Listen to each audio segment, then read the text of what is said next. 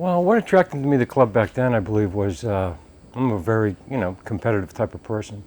And just exploring the different options that were available at the school, finding out about the rugby club really brought some of those competitive feelings out. Most of the people that were explaining what the club was like and what it was about really seemed to be interesting. So it was something I really wanted to get into. And, looking back on it, I really feel that being part of the rugby club, the Fairfield Rugby Club, was probably a life changer. I think it was a life changer for a lot of people. You met and kept some really good friends that I'm still in contact with today. We went to various different places. We played different clubs. We really developed a team and a camaraderie that, those sayings like, you'd have 50 guys that would, go through a door with you. And that's what it was like, we stood up to a lot of different teams and it was very competitive and I just really, really enjoyed it. Well, back then, as far as like practices and things like that were concerned, we went over some drills that, we didn't have anybody to learn from except for people that were there prior to us. So, we developed our own drills, we developed our own types of scrimmages and how we were going to do types of things. As far as developing the club, it was really great to see, like we used to have those meetings on every Thursday night, I think, to pick the club or to pick who was going to be the A team, the B team, the C team. And it was really fun to see some of the development of some of the people, as they came up from a C to a B to an A, the underclassmen and also even, the seniors on the team. They got psyched when, they went from a B to an A, and it was a great experience. Right.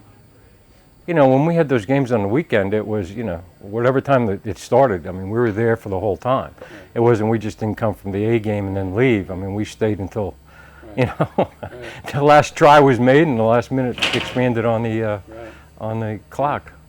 I really thought that we weren't a real part of the we're part of the university. All the students were all the players were from the university, but I didn't think that we're a real part of it. We were kind of like almost onto the side a little bit. But like on Saturday, I don't know how many people I've talked to that have been to our games when we were playing back then and said, gee, Saturday afternoon at the rugby game was like unbelievable. It was like all day long, and it was, beers were flowing, people were, clapping and cheering, and it was an experience for the people I think that stayed on the campus and really bought into it. I talked to a couple of the coaches back then. I remember going to the baseball coach. I think he later became the athletic director, and asking him about some of the things that we could do, as far as a rugby club and getting better. And it was interesting what he had to say. So yeah, we just had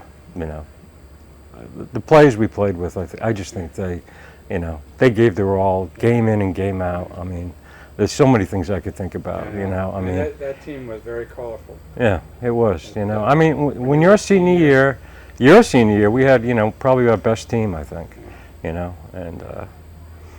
Thinking back on it though, I really think that the rugby club, that people that joined the rugby club typically didn't leave the rugby club. I can't think of too many kids that, students that started out playing rugby and then didn't come back. Right. There's a couple, but we had something for everybody. Yeah. From the drinking to the playing to we had the A, B, C, D teams. Right. Everybody, I think, felt part of it, and Great.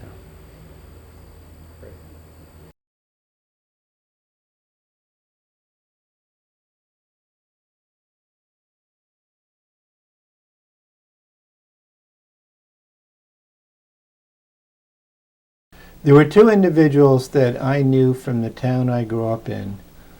One was named Tom Crowley and the other was named Bill Connolly. And in fact, I didn't even know about Fairfield University until I was playing basketball one day when I was in my early years of high school, and found out that Billy Connolly and Tommy Crowley went to Fairfield University. So when I came to the university, I had this delusion that I could play basketball. In fact, I did make the freshman basketball team, but from Bill and Tom, I learned about the rugby club and was very much attracted to it. And over the years of my rugby career, but in particular at Fairfield University, it was like a fraternity. I mean, in fact, it was our fraternity. We played the game hard, but we also had fun, and we partied hard as well. What was the status of the club when you first joined? Because it was run by those guys, it was very well organized, and that organization permeated my 4 years. We were trained by the Connollys and the Crowleys and the folks who came before them. So when we got to run in the club in our junior and senior years, we had the organization skills taught to us by I don't even think I knew the term mentor back then, but that's really what those young guys were to us younger guys at the time. So it was very well organized. And I played varsity sports in high school, and we ran it just like that, and we took it seriously. People think of rugby players as all they do is party and drink beer. We took the game very seriously, but after the game, we also took that very seriously. So there's no drinking before the game or drinking during the game that people, oh, you played rugby? How could you run around the field and be drinking all the time? Well, the game we took very seriously. But after the game, that's when we let our hair down. And back then we all had long hair, so we could let our hair down. Can you tell us briefly about the Alumni Booster Club, the Friends of Fairfield Rugby?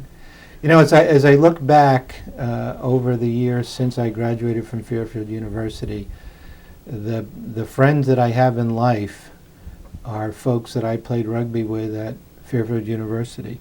And recently we started an organization called the Friends of Fairfield Rugby, which is to give back to the rugby club all that we got from it.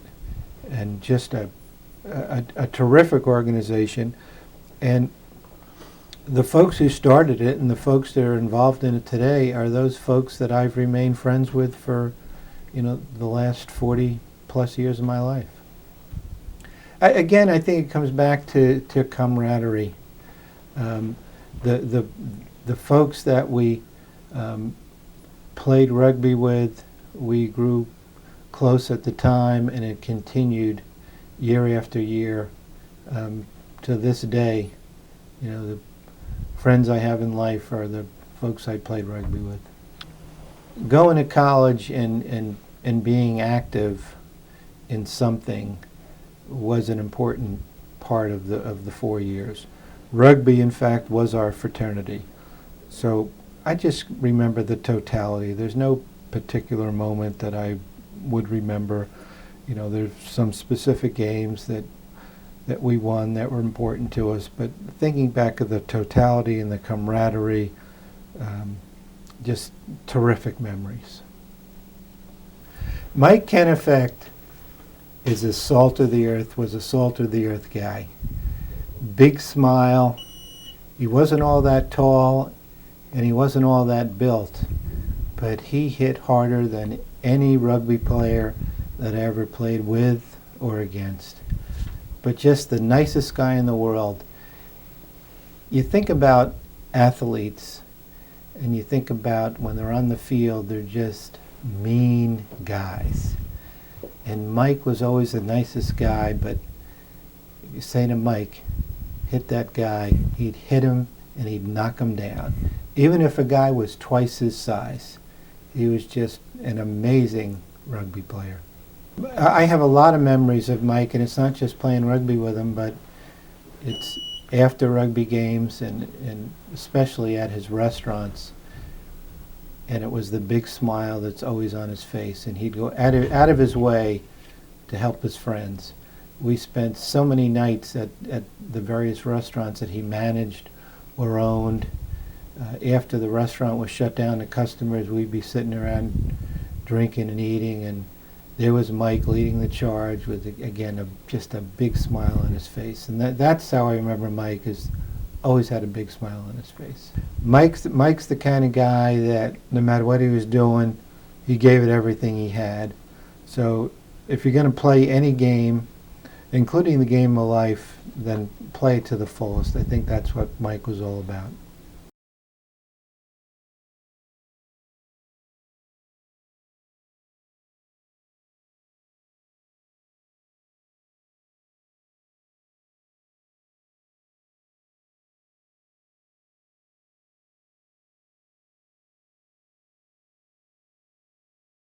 How good we were. And we get better every year. What Every year. I was talking about just before and didn't really get into too much is how the situation up at the school is so different. It just seems so different than when we were in it. It used to be such a social thing. I mean, is it still like that, or is it? You know, I don't know. I know it's a lot harder being a kid today than it was when we were kids. You know, if you step out of line today, somebody's got a picture of it. They post it, and no privacy. And you're immediately in trouble, sometimes disproportionate to the offense. With us, it was a very forgiving time. It really was. I mean, and we were not outrageous or horrible, but we had a lot of fun. We really did. Well, I tell you, I recall about how the school changed when all of a sudden girls showed up, because all of a sudden the standards changed, but it made parties easier. Now they play games on Sundays now? Yeah. Well, that's because of the referees. They don't have enough referees. There's so many clubs now that the club sides have the referees on Saturday and the referees in the fields. They don't do it to cut down on the parties? No, I'm out of the party business these days. When you and I played a couple years ago, remember we went from Sokol Hall in Bridgeport Yes. to the Firehouse, and We went to Sokol Hall from the Firehouse because we got kicked out of we were Firehouse. banned from the Firehouse. And the Firehouse was a great place to have parties. down on the beach. I don't remember that at all. No, you were. By the time you Sokol Hall. arrived, we were never allowed in the Firehouse again. I don't remember the fire. I remember Sokol Firehouse, Hall. because they had a fire truck in it They too, had a and that fire was the truck. problem. They had a fire truck, a jukebox. They had an upstairs and a downstairs. Like an old-time firehouse. And somebody took the fire truck one night. I think Cos. Poor Cos gets blamed for everything. Now, But it usually was true, though. I think the deal was, somebody. Well, the class ahead of us was They were interesting They were people. This class of '68 were a wild crowd. They were hilarious. They were great players. They were great guys. They were very much like Animal House. Groward. They were, right? Groward had the role of Hoover. It's kind of he even looked like him. Tall, big, tall, gangly guy. And try to be stable as opposed to the insanity Tried going for- around. He tried for stability, Groward. But there wasn't a whole lot. Imagine people saying I'm going to an all-boys college now. All men. It's all Oh, men. man. It's men and women, All- not boys and girls. Yeah, John. boys and girls. Oh, I'm showing my age. I mean, Yeah. even when I was in law school, I only had 5 ladies in my law school class in Florida. So the whole, wearing ties and jackets. Yeah. When we- I remember that. You didn't. I You never know had the that. word. I mean, I had heard. I remember when I selected Fairfield, I had heard about rugby. I didn't know much about it. I heard that you guys had to wear jackets and ties, and you had to go to church on Sundays. Right? 2 days. Well, here I can tell you exactly. I think exactly. When I was applying to college, I went to a Jesuit high school like you, so Jesuit colleges were where you were going. Right. And Holy Cross was where the really smart kids went. And I didn't really want to be embarrassed by being turned down by Holy Cross, so I applied to BC and Fairfield. But Holy Cross had very little appeal to me. My parents were daily communicants, and for a long time, I had to do that, to live in the house, and I was a reasonably good boy at that age, and I thought, geez, you had to go to mass every day at Holy Cross, and at Fairfield, you only had to go to mass 2 days a week plus Sunday. And you had a little green card you had to turn in. The door. Is that right? And the chapel was in Loyola Hall. The basement of Loyola. As was the cafeteria in the basement of Loyola. Loyola was sort of the center of life. I lived in Loyola as a freshman. That's right. Well, you know, about half of us did, you know. But that was it. So you're very close. And you moved over to Campion sophomore year, and then we moved down Jacket and tie for meals and a jacket and tie to class. and the food was. I had that Food was not freshman year. great. You never had it though, right? No. I mean, I had it and I freshman was year. so grateful that I didn't have to. I mean, you know, I went to a military high school. I mean, it was uniforms every day. You had to get away from it. Yeah. And I mean, it just a casual atmosphere. What was about fun. the first time you saw the rugby field that was like that? Well, And I then you didn't- try to convince people that reading there's not a lot of rugby around. It's very difficult to find a field with these contours. The valley. I had never Let me heard tell that, you, John. that was such. I used to tell that people. was such an advantage. Yeah. Knowing how Yeah, to play going that uphill. field. Knowing how to play that field. You could kick into it too. It was- you could it kick was- into it it and was the ball bounced designed- straight up in it the was air. designed- But when you got tired, kick it into the woods because that time you can kick it anywhere. We need a break. Kick it into the woods, and you get a couple minutes to retrieve the ball from the woods.